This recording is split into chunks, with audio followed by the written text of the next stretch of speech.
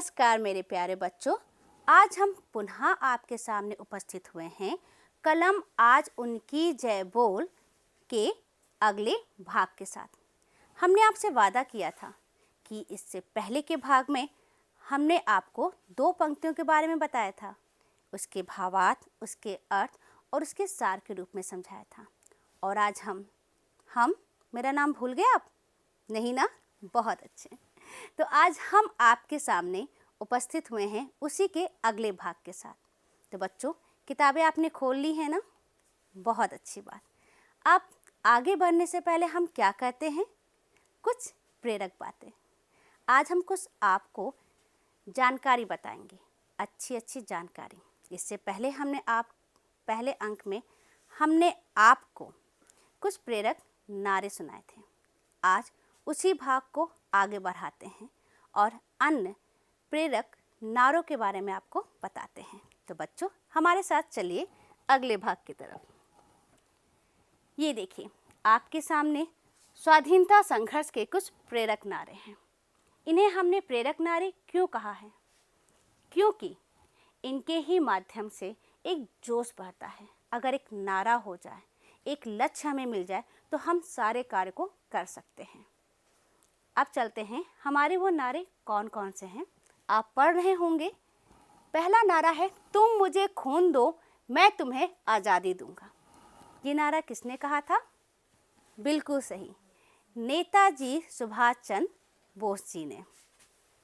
दूसरा नारा, वंदे मातरम। इस नारे को तो हम कभी भी नहीं हटा सकते हैं, क्योंकि ये हमारे देश का मंत्र है, देश का नारा है। तीसरा नारा है, जय जवान जय किसान। ये नारा किसके द्वारा कहा गया था? याद आया आपको? बिल्कुल सही, लाल बहादुर शास्त्री जी ने। उनका कहना था, जिस तरह एक जवान, हमारे जवान देश की सीमा पर हमारी रक्षा कर रहे हैं, हमारे प्राणों की रक्षा कर रहे हैं, उसी प्रकार एक किसान भी जवान की भांति है, क्योंकि वो हमारे जीवन को आगे चला रहे हैं, हमें अन्न दे रहे हैं, हमें जीने के लिए और आगे प्रेरित कर रहे हैं। इसीलिए उन्होंने ये नारा रखा था, जय जवान जय किसान। इससे पहले अंक में हमने कौन कौन से नारे आपको बताए थे? इंकलाब जिंदाबाद, वंदे मातरम, करो या मरो और अंग्रेजों भारत छोड़ो। द्वितीय अंक में हमने आपको कौन से नारे बताए? तुम मुझे खून दो, मैं तुम्हें आज़ादी दूंगा, वंदे मातरम, एक बार पुनः जय जवान जय किसान। ये सब हम क्यों कर रहे हैं? बच्चों, इससे आपके समान ज्ञान में वृद्धि होगी। आगे आप किसी भी परीक्षा में, प्रतियोगिता परीक्षा में आप बैठेंगे तो उसमें आपको लाभ ही मिलेगा। तो हम आगे बढ़ें कि आगे हम आपके लिए क्या लेकर आए हैं। चलिए, आगे हम आपके लिए लेकर आए हैं कि हमने पिछले सार में, पिछले अंक में हमने आपको क्या पढ़ाया था, उससे थोड़ा सा परिचय करा दिया जाए आपको। बच्चों, राष्ट्रकवि रामधारी सिंह दिनकर जी द्वारा रचित कलम आज उनकी जय बोल कविता के माध्यम से हमने उन असंख्य शहीदों का सम्मान एवं गुणगान किया था, जिन्होंने अपने त्याग और बलिदान से देश में एक नई चेतना जगाई, जो बिना किसी प्रतिफल के अपने कर्तव्य के लिए देश की आन पर मर मिटे। उन्होंने अपने लोगों से, या कहा जाए उन्होंने अपने लिए लोगों से किसी सम्मान और स्नेह की मांग नहीं की। ऐसे थे हमारे वो असंख्य शहीद, जिन्हें हम जानते भी नहीं हैं, बल्कि उन्होंने अपने कर्तव्य के लिए पुण्य वेदी पर निछावर हो गए। निछावर क्यों कहे? क्योंकि उन्होंने अपना सब कुछ बलिदान कर दिया इस देश को आज़ाद करने के लिए। बच्चों, राष्ट्रकवि रामधारी सिंह दिनकर जी ने अपने कलम के माध्यम से, आप देख रहे हैं, अपने कलम के माध्यम से अर्थात अपने रचना के माध्यम से देशभक्तों का अभिवादन किया है, उनके लिए जय घोष किया है, उनकी प्रशंसा और गुणगान किया है, जिन्होंने देश की सेवा के लिए अपने प्राणों को न्यौछावर कर दिया। तो ऐसे हैं हमारे राष्ट्र कवि रामधारी सिंह दिनकर जी। अब हम उनके बारे में बात कर रहे हैं तो क्यों ना पुनः एक बार उनका परिचय प्राप्त कर लें, है ना बच्चों। हमें पता है आपको अभी भी याद है, लेकिन पुनः एक बार स्मरण कर लेते हैं। कवि परिचय के माध्यम से हम आपको रामधारी सिंह दिनकर जी के बारे में कुछ जानकारी देंगे। आप लोग सुनिए। प्रस्तुत कविता राष्ट्रकवि रामधारी सिंह दिनकर जी द्वारा लिखी गई है। दिनकर जी का जन्म सन 1908 ईस्वी में बिहार के मुंगेर जिले में हुआ था। रेणुका, हुंकार, रसवंती, कुरुक्षेत्र, परशुराम की प्रतीक्षा आदि उनकी महत्वपूर्ण रचनाएं हैं। श्री रामधारी सिंह दिनकर जी की कविताओं में देश प्रेम और राष्ट्रीयता की भावना की झलक मिलती है। कहने का अर्थ यह है कि उनकी कविताओं में आपको देशभक्ति जरूर मिलेगी। हमारे हिंदी साहित्य में बहुत से ऐसे कवि हैं, रचनाएं हैं, जिन्होंने देश के लिए बहुत सी रचनाएं लिखी हैं, कथा के माध्यम से भी, आत्मकथा के माध्यम से और कविताओं के माध्यम से। श्री रामधारी सिंह दिनकर जी को पद्म भूषण ज्ञानपीठ पुरस्कार एवं साहित्य अकादमी पुरस्कार से सम्मानित किया गया। इनकी मृत्यु सन 1974 में हुई थी, परंतु जैसा कि हमने आपसे पहले भी कहा था कि ये आज भी अपनी रचनाओं और कविता के माध्यम से हमारे समक्ष उपस्थित हैं। यह कहा जाए कि आज भी हमारी रचनाओं के माध्यम से हमारे मस्तिष्क में स्मरण के रूप में रहते हैं। तो इतने अच्छे कवि हैं, तो क्यों ना इनकी कविताओं को हम एक बार पुनः पढ़ लें।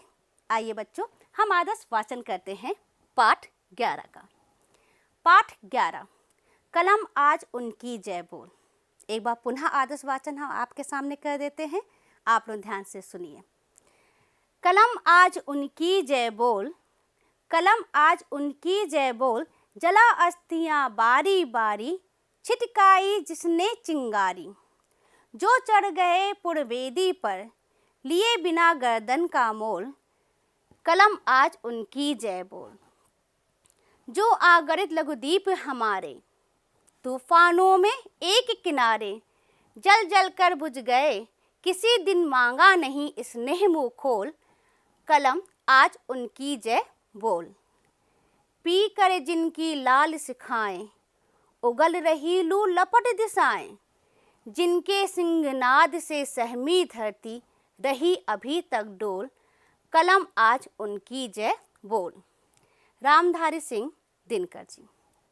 ये हमने आदर्श वाचन एक बार पुनः आपके सामने किया है, क्योंकि इसके प्रथम 2 पंक्तियों का हमने आपको संदर्भ, प्रसंग और भावार्थ प्रथम अंक में, प्रथम भाग में बता चुके हैं। अब हम आपको आज बताएंगे अंतिम पंक्ति के बारे में, उसके भावार्थ के बारे में। लेकिन जैसा कि हमने एक नियम बना रखा है कि किसी भी कविता, कहानी या रचना के माध्यम को अगर हमें समझना है, उसके सार को समझना है, तो सबसे पहले क्या करेंगे? कठिन शब्दों के अर्थ को जानेंगे, जिससे जो कवि हमारे सामने अपनी बात कहना चाहता है, जो कविता के माध्यम से भाव को रखना चाहता है, उसको हम समझ सके। तो बच्चों, कविता की जो पंक्तियां हैं, अंतिम पंक्तियां हैं, उसके भावार्थ को समझने से पहले हम आपको कठिन शब्दों से परिचय कराते हैं। आइए हमारे साथ चलते हैं कठिन शब्दों की तरफ। ये है आपके सामने कठिन शब्द। जो 4 पंक्ति हमारी रह गई थी, अंतिम पंक्ति, उनमें ये शब्द आए हैं और उनके अर्थ आपके सामने हैं। पहला शब्द है लाल सिखाएं। अर्थ अग्नि प्रज्वलित होना, लू लपट, गर्म लपटे, सिंहनाद ललकार, सिंह की बाती गर्जना, सहमी भयभीत, अभी तक डोल, अब भी हिल रही है। डोल का मतलब होता है हिलना, हिल रही है। ये अभी जब हम आपको पंक्ति, जब हम उसका भी आदर्श वाचन करेंगे, तब ये सारे कठिन शब्द आपको मिलेंगे। उसका अर्थ अगर आपको पहले से ज्ञात होगा तो आप कविता के भाव को समझ सकते हैं। तो बच्चों, आगे बढ़ते हैं अपने कविता की तरफ। हमारी पाठ 11 कलम आज उनकी जय बोल की अंतिम पंक्तियां हैं। पी कर जिनकी लाल सिखाएं, उगल रही लू लपट दिशाएं, जिनके सिंहनाद से सहमी धरती रही अभी तक डोल, कलम आज उनकी जय बोल। अब इसका भावार्थ हम कैसे लिखेंगे, आपको याद है? बहुत अच्छे, तो कॉपी आप उठा लीजिए, पेन भी ले लीजिए और हमारे साथ लिखना आरंभ कीजिए। हम बोलेंगे और आप लिखिएगा। चलिए, तो हमने आपको बताया था कि जब भी भावार्थ लिखते हैं सबसे पहले क्या करते हैं, पाठ का परिचय देते हैं, रचनाकार के बारे में जानकारी देते हैं। उसके बाद प्रसंग कि कवि हमसे कहना क्या चाहता है कविता के माध्यम से। उसके बाद अपने भाव को अपने शब्दों में पिरोकर हम प्रस्तुत करते हैं। तो सबसे पहले आपके सामने है संदर्भ। संदर्भ कैसे लिखते हैं ये देखिए। प्रस्तुत पंक्तियाँ हमारी पाठ पुस्तक मंजरी भाग 7 के कलम आज उनकी जय बोल नामक पाठ से ली गई है। इसके रचयिता राष्ट्र कवि श्री रामधारी सिंह दिनकर जी हैं। ये हमारा क्या हो गया, संदर्भ, परिचय दिया किस पाठ से हमने ये पंक्ति ली है।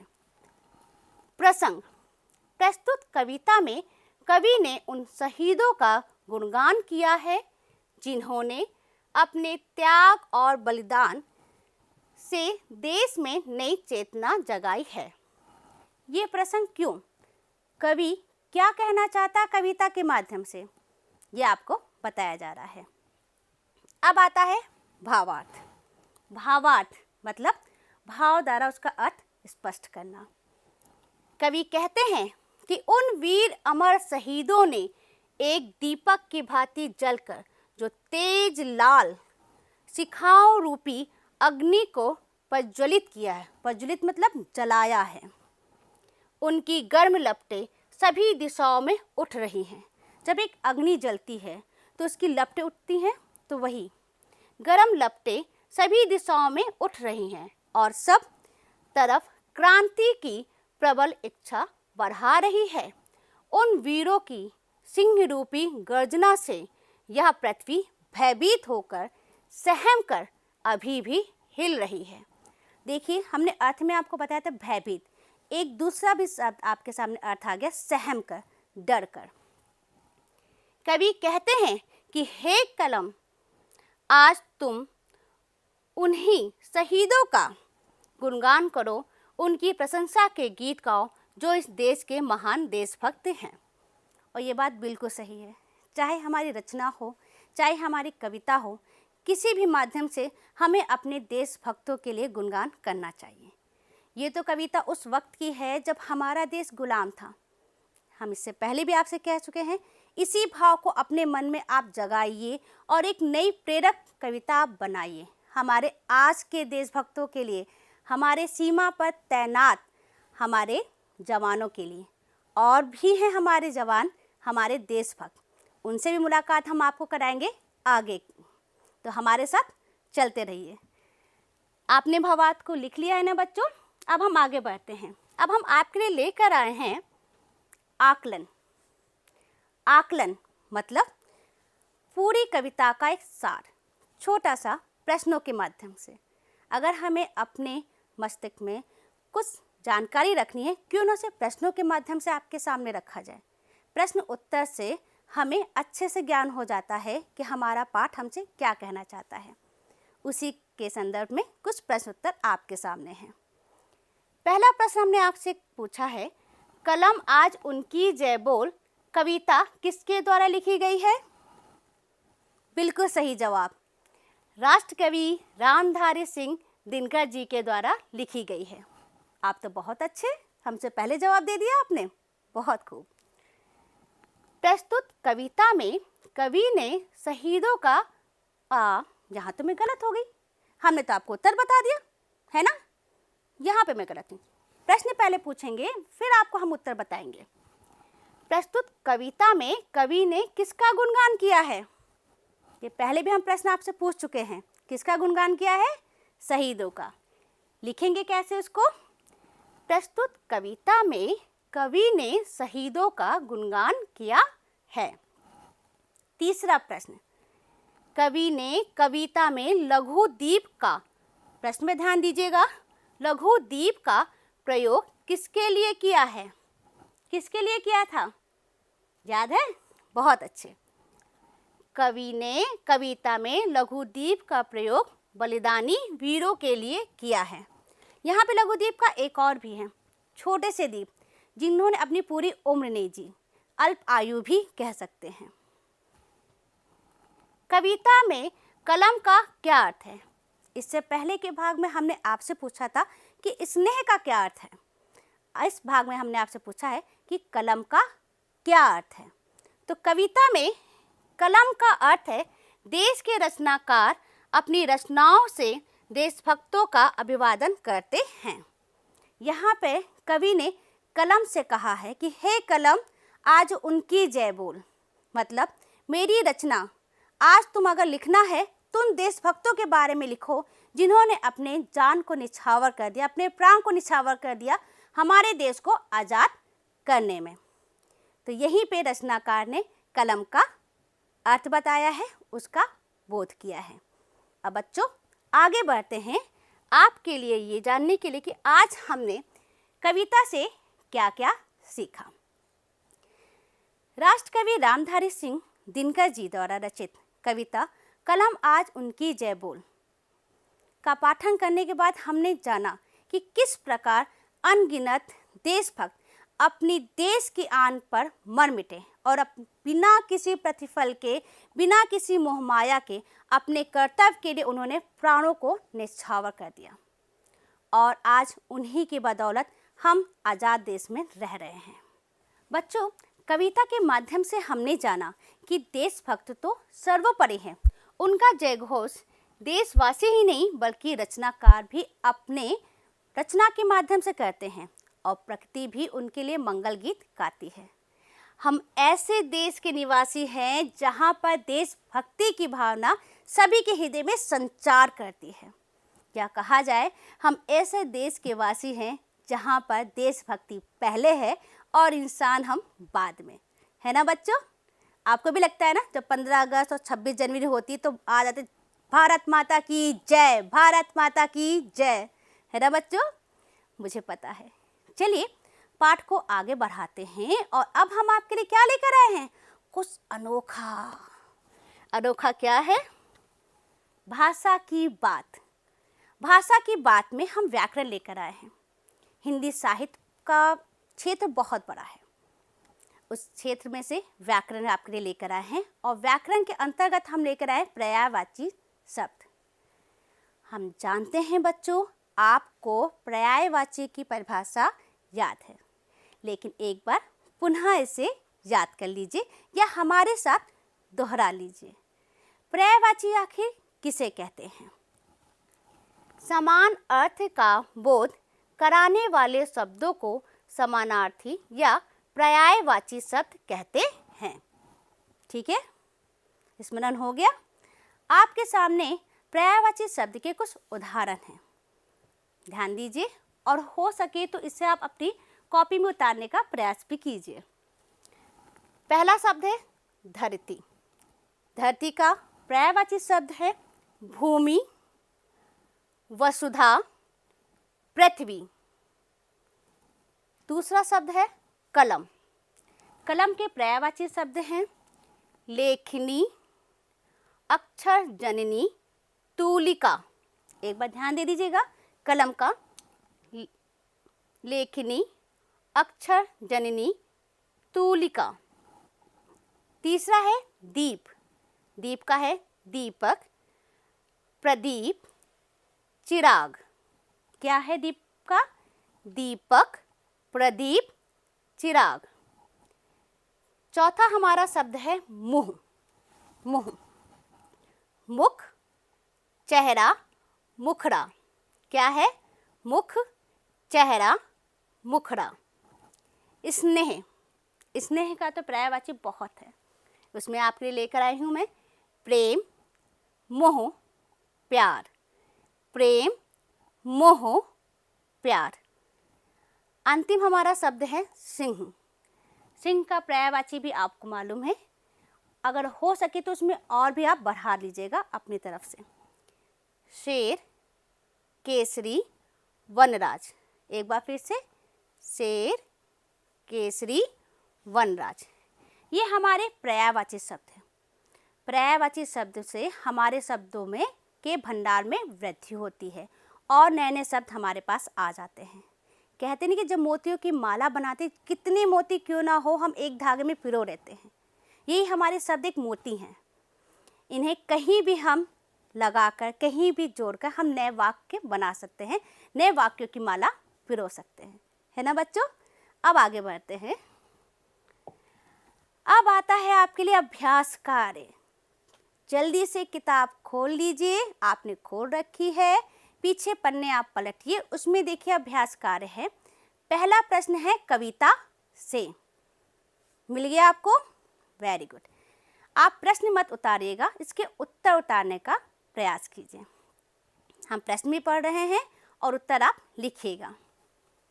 कविता से हमारा पहला प्रश्न है, कवि अपनी लेखनी से किसकी जय बोलने के लिए कह रहा है? उत्तर आप लिख लीजिए। कवि अपनी लेखनी से देश के शहीदों की जय बोलने के लिए कह रहा है। पूर्ण विराम। लिख लिया। प्रश्न दूसरा, आपके प्रश्न दूसरा में है, निम्नलिखित भाव कविता के किन पंक्तियों से आए हैं? ध्यानपूर्वक इस प्रश्न को आप सुनिए पहले। निम्नलिखित भाव, यहाँ पे क्या है? भाव मतलब भावार्थ। भाव कविता के किन पंक्तियों से आए हैं लिखिए। हमें यहाँ पे क्या करना है? भाव हमें दिए हैं, अर्थ दिए गए हैं, उसका क्या करना है? हमें पंक्ति से मेल खाना है। पंक्ति के बारे में लिखना है कि किस पंक्ति से ये भाव लिए गए हैं।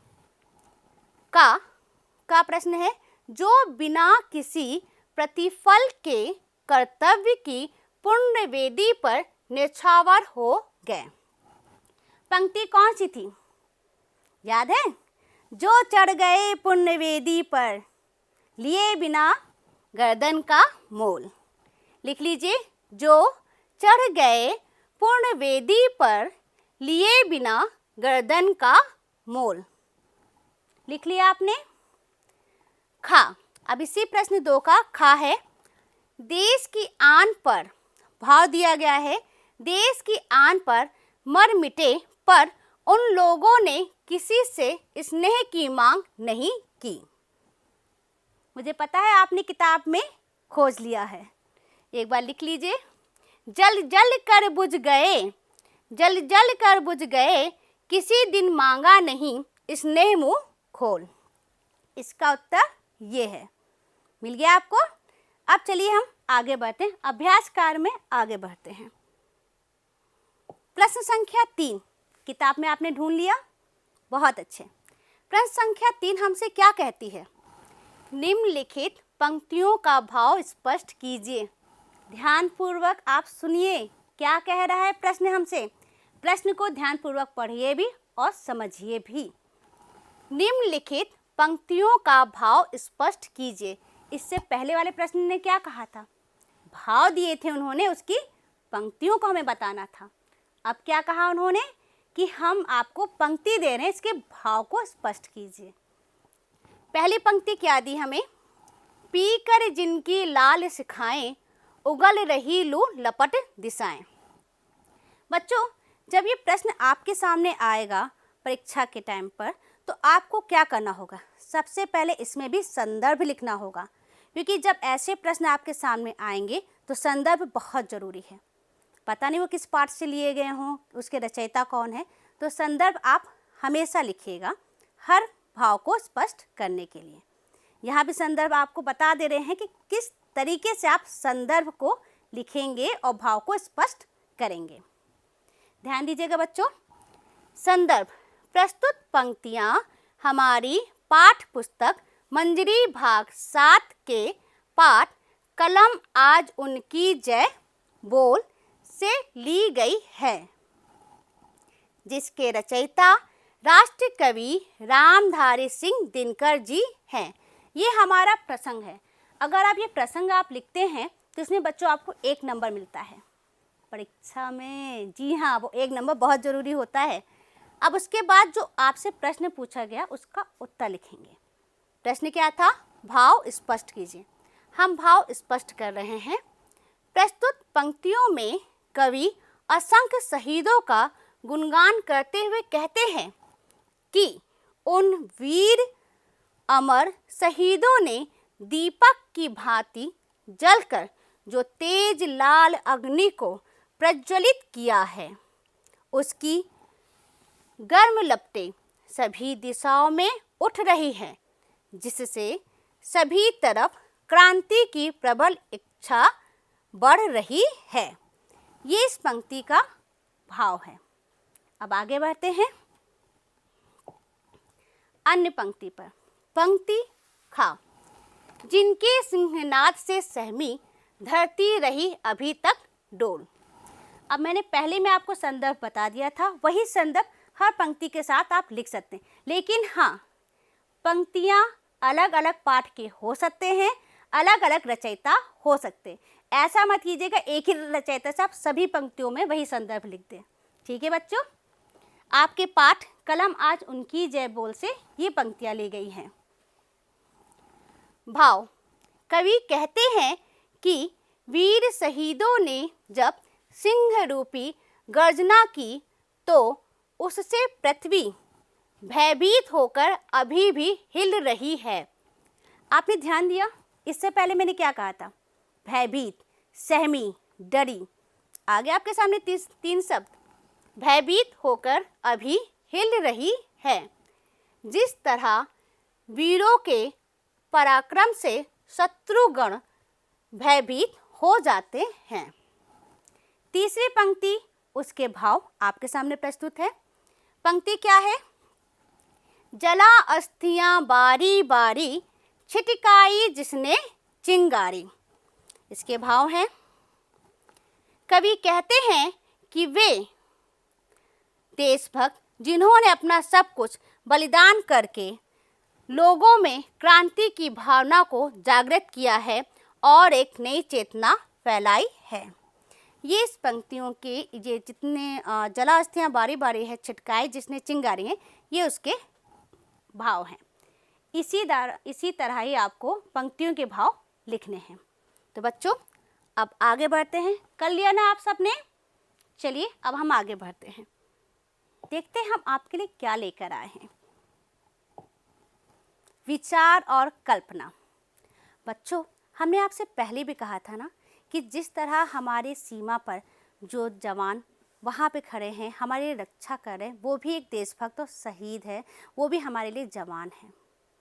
उन्होंने भी एक सबसे बड़े देशभक्त के रूप में उनको भी मानते हैं। लेकिन उसी प्रकार आपके सामने एक तस्वीर में लेके आ रही हूँ। ये भी जो इस टाइम कोविड-19 चल रहा है, जो महामारी हमारे भारत देश में है, उससे लड़ने के लिए इनसे बड़ा कोई देशभक्त है नहीं। आपके सामने तस्वीर है, एक बार आप देख लीजिए। आप तस्वीर ध्यान से देख रहे हैं। बीच में हमारा भारत है, एक तरफ डॉक्टर, नर्स, पुलिस और हमारे स्वच्छता कर्मचारी। आप देख रहे हैं, जब हम लोग इतनी बड़ी महामारी से हम लोग जूझ रहे थे, तब यही लोग हमारे देश के महान देशभक्त के रूप में सामने आए हैं। तो आपके लिए आज का कार्य है, नीचे दिए गए चित्र को ध्यान से देखिए और चित्र पर आधारित एक प्रेरणादायक कविता का निर्माण कीजिए। एक बार चित्र को आप ध्यान से देख लीजिए और आप इस पर एक अच्छी सी प्रेरणादायक कविता का निर्माण कीजिए। हम जानते हैं आपके पास शब्दों का भंडार है और आप शब्दों की मोतियों से एक खूबसूरत कविताओं की माला तैयार कर सकते हैं, है ना बच्चों? कर लेंगे ना आप लोग? बहुत अच्छे। अब हम आगे बढ़ते हैं। गृह कार्य असाइनमेंट। जी हाँ, ये आपका गृह कार्य है, इसे असाइनमेंट भी समझिए। असाइनमेंट में आपको मैं क्या दे रही हूँ? ICT के माध्यम से देश प्रेम की कविताओं का संकलन कीजिए। संकलन माने उसे इकट्ठा कीजिए एवं उनके रचनाकार का परिचय प्राप्त कीजिए। आईसीटी का माध्यम क्या है? जिनके पास बड़ा वाला एंड्रॉयड फ़ोन है उनके मोबाइल में दीक्षा ऐप है, रीड अलॉन्ग ऐप है, और आप लोग तो और बड़े बच्चे हैं, आप लोग तो यूट्यूब के माध्यम से भी बहुत से अच्छी अच्छी कविताएं आप देख सकते हैं और आईसीटी के माध्यम से आप उनका संकलन भी कर सकते हैं। अगर ऐसा नहीं है, जिनके पास मोबाइल फ़ोन नहीं है, छोटे वाले फ़ोन हैं, तो उनके लिए सबसे बड़ा तो हमारे पास आईसीटी का माध्यम कौन है? हमारे बड़े बुजुर्ग। आप उनके पास जाइए, उनसे आप कविताओं का संकलन देखिए और उसे लिख कर लाइए। ये आपका कार्य है। दूसरा प्रश्न है, आपके आसपास कोई ऐसे व्यक्ति होंगे जिन्होंने देश की सेवा में अपनी जान न्यौछावर की है। अपने बड़ों से पूछकर उनके बारे में अपनी पुस्तिका में लिखने का प्रयास कीजिए। हमारे आसपास बहुत से ऐसे व्यक्ति होते हैं, बहुत से ऐसे लोग होते हैं जिन्होंने देश के लिए कुछ ना कुछ जरूर किया होता है, लेकिन हम उनसे अनभिज्ञ होते हैं। ये एक मौका मिला है हमें बच्चों कि हम उनके बारे में जानें और उनके किए गए कार्य को और दूसरों को बताएं, जिससे हम सब के अंदर एक समाज सेवा, एक देश प्रेम की भावना उत्पन्न हो। बच्चों, आपको ये पाठ कैसा लगा? हम आशा करते हैं आपको ये पाठ बहुत अच्छा लगा होगा। और आज यह पाठ कलम आज उनकी जय बोल यहीं पर समाप्त होता है और अब हम आपसे मिलेंगे अगले नए पाठ के साथ। तब तक के लिए बच्चों धन्यवाद, नमस्कार। आप खुश रहें, स्वस्थ रहें।